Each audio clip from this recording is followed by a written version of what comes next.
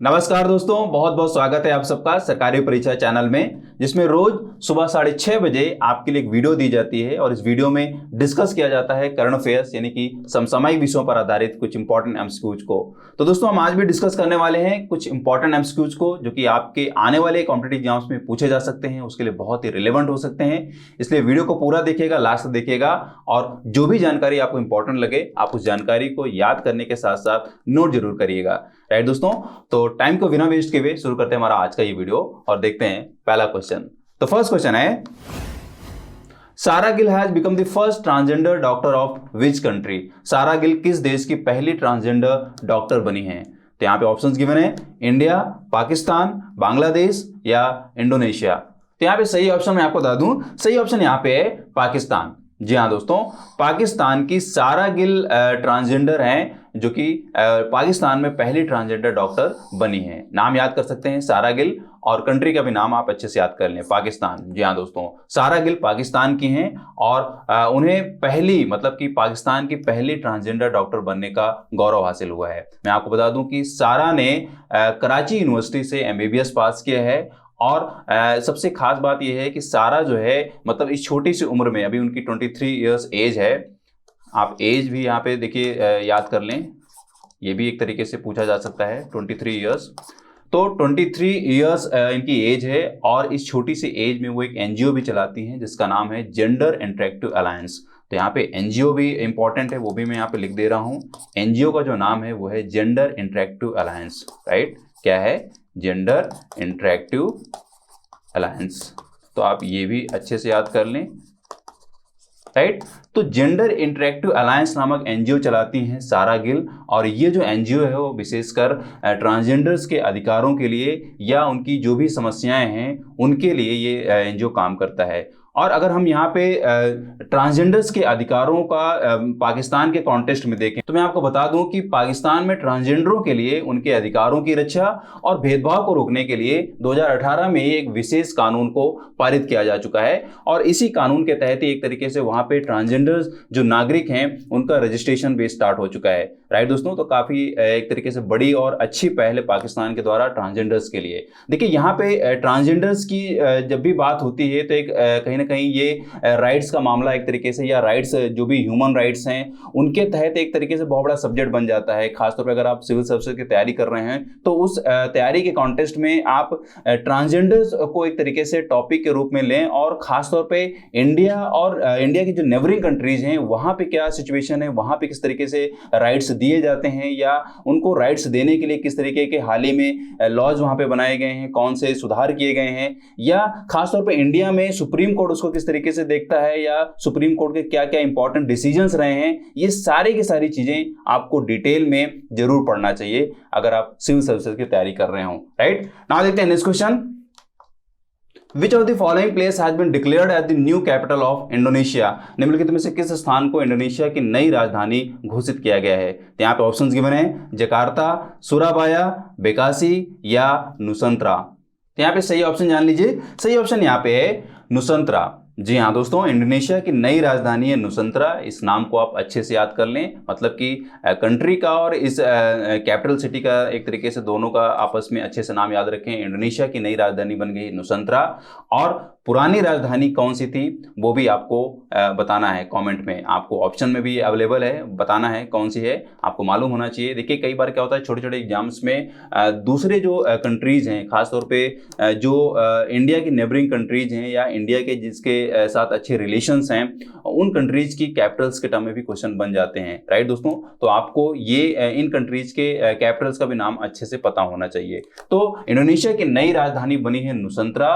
और अगर आप यहाँ पे इंडोनेशिया के भौगोलिक स्वरूप को जानना चाहें तो मैं आपको बता दूं कि इंडोनेशिया एक तरीके से बहुत सारे टापुओं से मिलकर यानी कि बहुत सारे आइलैंड से मिलकर एक देश है, और एक तरीके से आपको इस अगर भौगोलिक रूप से इसको आप पढ़ना चाह रहे हैं तो भौगोलिक रूप के जितने भी एस्पेक्ट्स हैं उन सब को आप पढ़ें, मतलब कि इंडोनेशिया में जो मेन क्रॉप्स हैं वो क्या हैं, और खासतौर पे इंडोनेशिया का जो नेचुरल वेजिटेशन है वो किस तरीके से है, और वहाँ पे कौन से मिनरल्स और ओर्स मिलते हैं जो एक तरीके से वो एक्सपोर्ट करता है और उससे आमदनी कमाता है, या इंडोनेशिया का इंडिया से किस तरीके से राजनीतिक रिलेशन है। ये भी एक इंपॉर्टेंट एस्पेक्ट होता है, बिकॉज कई बार राजनीतिक पहलू से भी क्वेश्चन बन जाते हैं, राइट दोस्तों।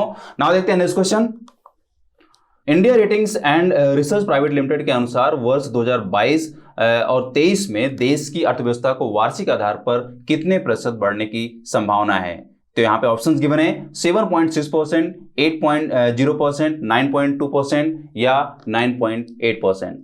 तो यहाँ पे सही ऑप्शन जान लें। सही ऑप्शन यहाँ पे है 7.6%। जी हाँ दोस्तों, ये रेट आप अच्छे से याद कर लें, बिकॉज ये जो रेट है वो India ratings and research private limited के द्वारा जारी की गई है या एक तरीके से प्रेडिक्ट की गई है। कई बार जो भी मतलब नेशनल जो एजेंसीज हैं या इंटरनेशनल एजेंसीज हैं, उनके द्वारा भारत के डेवलपमेंट के लिए, भारत की जीडीपी के टर्म में या भारत की ओवरऑल जो इकोनॉमिक ग्रोथ है उसके टर्म में रेट्स को घोषित किया जाता है, प्रेडिक्ट किया जाता है, और कई बार ये क्वेश्चन में पूछ लिया जाता है। तो यहाँ पे इस बार बात हो रही है India ratings and research private limited की। उसने ये प्रेडिक्ट किया है कि इंडिया की 2022 से 23 में जो ग्रोथ रेट रहने वाली है वो लगभग 7.6% रहने वाली है, राइट। तो आप ये रेट अच्छे से याद कर लें, और इस रेट को देने वाली जो एजेंसी है उसका नाम है India ratings and research private limited, right दोस्तों, याद कर लें। नाउ देखते हैं नेक्स्ट क्वेश्चन।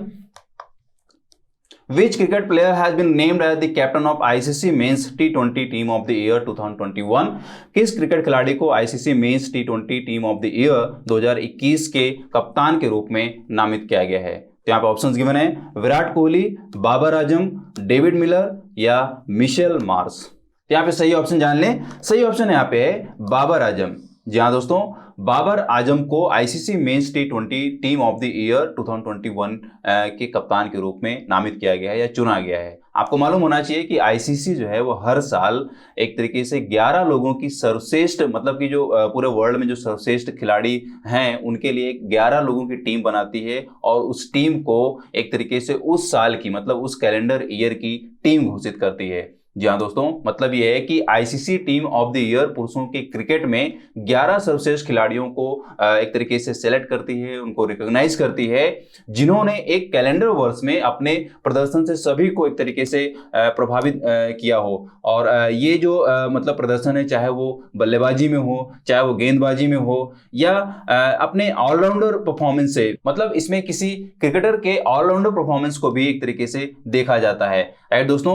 और दोस्तों अगर हम इस टीम में, यानी कि ये जो आईसीसी के द्वारा टीम घोषित हुई है, 2021 की जो टीम घोषित हुई है, इसमें अगर हम किसी भारतीय क्रिकेटर के शामिल होने की बात करें तो मैं आपको बता दूं कि इस बार, यानी कि इस 11 सदस्यीय टीम में किसी भारतीय पुरुष खिलाड़ी ने जगह नहीं बनाई है। जी हाँ दोस्तों, इस बार इस टीम में कोई भी इंडियन प्लेयर शामिल नहीं हुआ है। तो पहली बात तो आप ये याद रख लें। वहीं इसके साथ अगर हम महिला वर्ग की बात करें, यानी कि महिला क्रिकेट की बात करें, तो महिलाओं की जो 11 सदस्यीय टीम घोषित हुई है आईसीसी के द्वारा, उस टीम में भारतीय क्रिकेटर स्मृति मंधाना ने जगह बनाई है। जी हाँ दोस्तों, नाम याद कर लीजिए। स्मृति मंधाना ने 2021 की जो महिला क्रिकेट टीम बनाई गई है, या जो 11 सदस्यीय टीम घोषित हुई है आईसीसी के द्वारा, उस टीम में स्मृति मंधाना ने जगह बनाई है, राइट दोस्तों।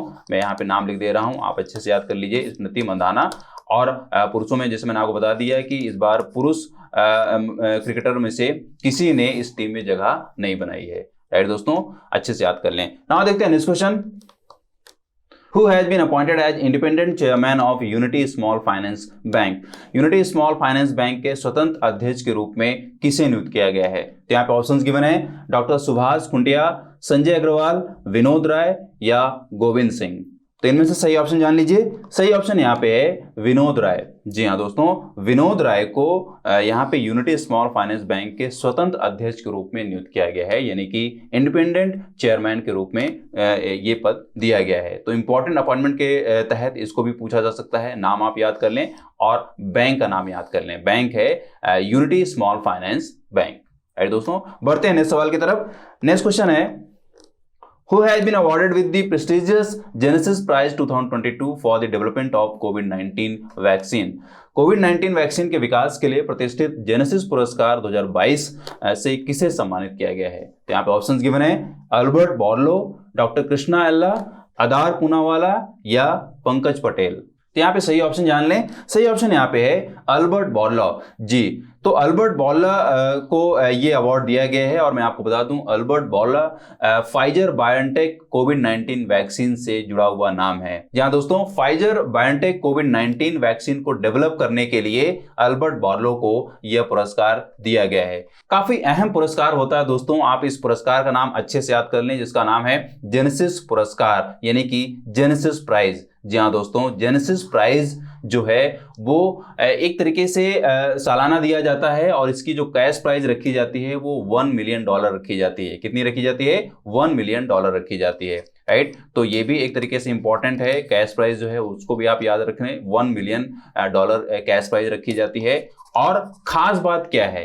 खास बात यह है दोस्तों कि यह जो पुरस्कार है वो सालाना यहूदी लोगों को दिया जाता है। जहां दोस्तों यहूदी लोगों को दिया जाता है, यानी कि जिस भी यहूदी ने एक तरीके से अपने प्रोफेशन में उम्दा काम किया है, आउटस्टैंडिंग काम किया है, और खास तौर पे चाहे वो रिसर्च का काम हो, चाहे वो डेवलपमेंट का काम हो, या वो एजुकेशन के फील्ड में काम हो, तो उस यहूदी को या उन यहूदियों के ग्रुप को एक तरीके से रिकॉग्नाइज किया जाता है और उनको ये पुरस्कार दिया जाता है। दोस्तों इसके साथ आप ये भी जान लीजिए कि इस पुरस्कार का दूसरा नाम भी है, मतलब कि एक तरीके से वाइडली इस पुरस्कार को जो नाम दिया जाता है वो नाम दिया जाता है जेविस नोबेल प्राइज। क्या नाम है? Jewish Nobel prize. जी हाँ दोस्तों, ये भी आप नाम अच्छे से याद कर लें, बिकॉज क्वेश्चन इसके टर्म में भी पूछा जा सकता है।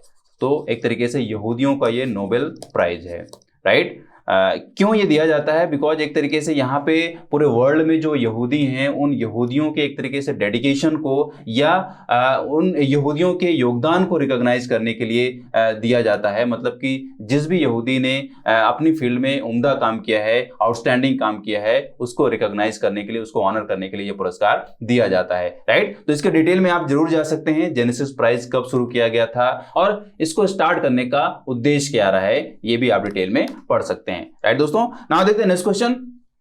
Saturnino de la Fuente, the world's oldest man, had passed away recently. How old was he?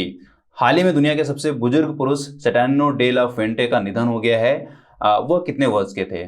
तो दोस्तों ये क्वेश्चन इस तरीके से कई बार बनता रहा है, मतलब कि पुरुष और महिला दोनों वर्ग में आप वो नाम जरूर जाना करें कि सबसे ज़्यादा उम्र की जीवित महिला कौन सी है, सबसे ज़्यादा उम्र की जीवित पुरुष कौन है, राइट। ये एक तरीके से क्वेश्चन बनता रहता है। तो यहाँ पे बात हो रही है सैटर्नो डे ला फुएंटे, जिनका निधन हो गया है। पूछा जा रहा है उनकी एज क्या थी। तो यहाँ मैं आपको उनकी एज बता देता हूँ। एज उनकी थी 112 ईयर्स। लेकिन एग्जैक्टली भी कई बार एक तरीके से पूछ लिया जाता है, तो एग्जैक्टली मैं आपको इनकी एज बता देता हूं। इनकी एग्जैक्टली जो एज थी वो 112 ईयर्स प्लस 341 डेज रही है। कितना रही है? 341 डेज रही है, राइट दोस्तों। आप ये नाम याद कर लें और इनकी एज भी याद कर लें। नाउ देखते हैं next question. Which of the following word has been declared as word of the year 2021 for children by Oxford University Press? निम्नलिखित में से किस शब्द को ऑक्सफोर्ड यूनिवर्सिटी प्रेस ने बच्चों के लिए वर्ड ऑफ द ईयर 2021 घोषित किया है? तो यहाँ पे ऑप्शंस गिवन है, चैलेंजिंग, आइसोलेट, एंजाइटी या वेल बीइंग। तो इनमें से सही ऑप्शन जान लीजिए। सही ऑप्शन यहाँ पे है एंजाइटी।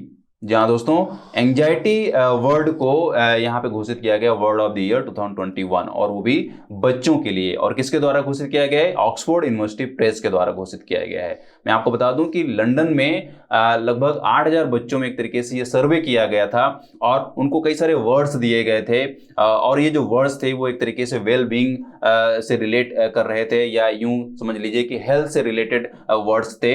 तो इन वर्ड्स में से ज्यादातर बच्चों ने जो वर्ड को एक तरीके से सिलेक्ट किया या जिसके बारे में जानना चाहा वो वर्ड है एंजाइटी। जी हाँ दोस्तों, नाम यहाँ पे वर्ड का नाम आप अच्छे से याद कर लें, और किसके द्वारा ये घोषित किया गया वो भी आप याद रखें, ऑक्सफोर्ड यूनिवर्सिटी प्रेस के द्वारा, राइट दोस्तों।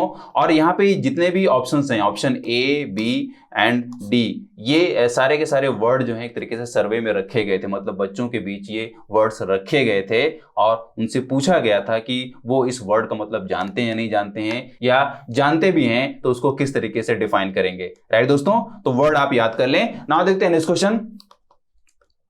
Who has released the book The Legend of Birsa Munda? The Legend of Birsa Munda पुस्तक का विमोचन किसने किया है? तो यहाँ पे ऑप्शंस गिवन है, अमित शाह, नरेंद्र मोदी, रामनाथ कोविंद या भगत सिंह कोश्यारी। तो यहाँ पे सही ऑप्शन जान लीजिए। सही ऑप्शन यहाँ पे है भगत सिंह कोश्यारी। जहां दोस्तों भगत सिंह कोश्यारी ने इस बुक का विमोचन किया है जिसका नाम है the legend of Birsa Munda. Right, Bhagat Singh Koshyari कौन है ये मैं आपको नहीं बताने वाला हूं, ये आप सर्च करिए। भगत सिंह कोश्यारी ने इस बुक को लॉन्च किया है। और अगर मैं ये बात बोलूं कि ये जो बुक है यानी कि द लीजेंड ऑफ बिरसा मुंडा, वो क्या बताती है, वो क्या नरेट करती है, या इसमें किस चीज का उल्लेख किया गया है, तो आप यहाँ पे जरूर समझ पा रहे होंगे। बिरसा मुंडा का नाम आ रहा है और बिरसा मुंडा अपने आप में काफी एक लीजेंड पर्सनैलिटी रही हैं। और दोस्तों मैंने आपको पहले भी 2-4 बार यानी कि जब भी बिरसा मुंडा की बात उठी है एमसीक्यूज में, तो मैंने आपको एक तरीके से पॉइंट आउट किया है कि बिरसा मुंडा को एक पर्सनैलिटी के रूप में आप जरूर डिटेल में पढ़ लें, बिकॉज आपको मालूम होना चाहिए कि बिरसा मुंडा अपने आप में एक आदिवासी नायक थे। और इनकी जो कहानी है वो एक तरीके से भारत में जो भी स्वतंत्रता आंदोलन हुए हैं उन आंदोलनों में जिस तरीके से कई सारी पर्सनालिटीज का रोल रहा है, उसी तरीके से बिरसा मुंडा के भी संघर्ष को भारत के स्वतंत्रता आंदोलन में भुलाया नहीं जा सकता है। राइट दोस्तों, तो काफी इंपॉर्टेंट पर्सनालिटी है बिरसा मुंडा, आपको एक तरीके से डिटेल में इनको जरूर पढ़ लेना चाहिए। राइट, नाउ देखते हैं next question. Which of the following country has announced to name one of its major metro stations after Mahatma Gandhi as a tribute? निम्नलिखित में से किस देश ने श्रद्धांजलि के रूप में अपने एक प्रमुख मेट्रो स्टेशन का नाम महात्मा गांधी के नाम पर रखने की घोषणा की है? यहाँ पे ऑप्शंस गिवन है, चाइना, मॉरिशस, रशिया या फ्रांस। तो इनमें से सही ऑप्शन मैं आपको बता दूं, सही ऑप्शन यहाँ पे है मॉरिशस। जी हाँ दोस्तों, मॉरिशस ने अपने प्रमुख मेट्रो स्टेशनों में से एक का नाम महात्मा गांधी मेट्रो स्टेशन रखने की घोषणा की है। राइट दोस्तों, तो एक तरीके से बहुत गर्व की बात है भारत के लिए। और देखिए यहाँ पे मॉरिशस की बात की जा रही है। मॉरिशस ने अपने प्रमुख मेट्रो स्टेशनों में से एक का नाम महात्मा गांधी रखा है, जो कि डेफिनेटली भारत के लिए गर्व की बात है। और इसका कॉन्टेक्स्ट क्या है, मतलब कि ये नाम दिए जाने का एक तरीके से कारण अगर हम यहाँ ढूंढने की कोशिश करें तो मैं आपको बता दूं कि प्रधानमंत्री मोदी और मॉरिशस के जो प्रधानमंत्री हैं प्रविंद कुमार जगन्नाथ ने मिलकर कई सारी परियोजनाओं को स्टार्ट किया है, मतलब कई सारे प्रोजेक्ट्स को स्टार्ट किया है। और इन सारे प्रोजेक्ट्स में भारत का एक तरीके से काफी सपोर्ट है, मतलब कि मॉरिशस के जितने भी न्यू इस समय डेवलपमेंट प्रोजेक्ट्स हैं, खासतौर पे मेट्रो जो प्रोजेक्ट्स हैं उसमें भारत का काफी अहम योगदान है। राइट दोस्तों, तो एक तरीके से यहाँ पे भारत के प्रति अपना आभार व्यक्त करने के उद्देश्य से और महात्मा गांधी को श्रद्धांजलि देने के उद्देश्य से मॉरिशस ने अपने एक स्टेशन का नाम यहाँ पे बदल कर रख दिया है, जिसका नाम है Mahatma Gandhi metro station. Right दोस्तों, तो कंट्री का नाम आप अच्छे से याद कर लें। और यहाँ पे बात उठ रही है मॉरिशस की, तो आप मॉरिशस को भी एक कंट्री के रूप में अलग से पढ़ लें, मतलब इसके जितने भी ज्योग्राफिकल फीचर्स हैं वो सब आप पढ़ डालें। मैं आपको थोड़ा सा इसके बारे में ब्रीफ कर देता हूं। मॉरिशस एक तरीके से टापुओं पे बसा हुआ देश है जो कि हिंद महासागर में है और ये अफ्रीका कॉन्टिनेंट में आता है। और दोस्तों मैं आपको बता दूं, अगर इसकी हिस्ट्री में हम जाएं तो इस आइलैंड को एक तरीके से, मतलब कि इन आइलैंड्स को जो पहली बार खोजा गया था वो अरब सेलर्स के द्वारा खोजा गया था। एंड ऑब्वियसली उसके बाद फिर यूरोप के कई सारे कंट्रीज के द्वारा वहां पे कॉलोनाइजेशन स्टार्ट होता है और एक तरीके से वहां पे भी कई तरीके के शोषण किए जाते हैं। राइट दोस्तों, तो आप मॉरिशस को भी आप अच्छे से पढ़ लें और खास तौर पे मॉरिशस का इंडिया के साथ किस तरीके से रिलेशन रहा है मैं आपको बता दूं। मोटे तौर पे इंडिया का मॉरिशस से हमेशा एक तरीके से बहुत अच्छा रिलेशन रहा है, लेकिन प्रेजेंट में किस तरीके से रिलेशन है वो आप डिटेल में जरूर पढ़ लें। ऑब्वियसली आप यहाँ पे जरूर समझ पा रहे होंगे, जैसे मैंने आपको बताया कि प्रधानमंत्री श्री नरेंद्र मोदी और वहां के प्रधानमंत्री जो जगन्नाथ हैं यानी कि प्रविंद कुमार जगन्नाथ हैं, उन्होंने मिलकर कई सारे प्रोजेक्ट्स को शुरू किया है। और इन सारे प्रोजेक्ट्स में मैं आपको बता दूं कि जो अहम प्रोजेक्ट्स हैं वो हैं मेट्रो प्रोजेक्ट्स, और खासतौर पे वहां पे एक सिविल सर्विसेज कॉलेज भी खोला गया है और 8 मेगावाट की सौर पीवी फॉर्म भी वहां पे शुरू की गई है। राइट दोस्तों, और इन सारे प्रोजेक्ट्स में इंडिया का फाइनेंशियल सपोर्ट है। राइट दोस्तों, तो आप डिटेल में पढ़ सकते हैं मॉरिशस और इंडिया के रिलेशन को। खासतौर पे अगर आप सिविल सर्विसेज की तैयारी कर रहे हैं तो वहां पे मतलब India's relations with other countries के तहत आप इंडिया और मॉरिशस के रिलेशन को भी आप डिटेल में पढ़ सकते हैं। राइट, तो दोस्तों यही थे हमारे आज के इंपॉर्टेंट क्वेश्चंस। तो जरूर आपने यहाँ पे इंपॉर्टेंट क्वेश्चंस के जो आंसर्स हैं उनको अच्छे से याद कर लिया होगा और इंपॉर्टेंट पॉइंट्स को भी आपने याद कर लिया होगा, साथ में उसको नोट भी कर लिया होगा। तो वीडियो अगर आपको हेल्पफुल लगी तो इसको लाइक करें, शेयर करें। अगर आप चैनल में नए हैं तो इसको आप सब्सक्राइब कर लें, साथ में बेल आइकन को प्रेस कर लें ताकि इंपॉर्टेंट वीडियोज की अपडेट्स आपको मिलती रहे। और दोस्तों अगर आप सोशल मीडिया में फेसबुक, इंस्टाग्राम और टेलीग्राम पे हैं तो वहां पे भी आप हमको फॉलो कर सकते हैं, बिकॉज हम वहां पे भी एग्जाम से रिलेटेड बहुत सारी इंफॉर्मेशन देते रहते हैं। और अगर आप ज्यादा से ज्यादा करंट अफेयर्स पढ़ना चाह रहे हैं तो आप हमारी साइट पे जाइए, वहां पे आपको डेली करंट अफेयर्स दी जाती है, वो भी पॉइंट वाइज, ताकि आप उसको आसानी से पढ़ पाएं, याद कर पाएं और उसको नोट भी कर पाएं, ताकि इस नोटेड जानकारी का एग्जाम टाइम में रिवीजन करके जा पाएं और उसका एडवांटेज ले पाएं क्वेश्चंस को सॉल्व करने में। राइट दोस्तों, तो पढ़ते रहिए, मस्त रहिए। मिलता हूं आपसे नेक्स्ट वीडियो में, तब तक have a nice day, great day and thank you.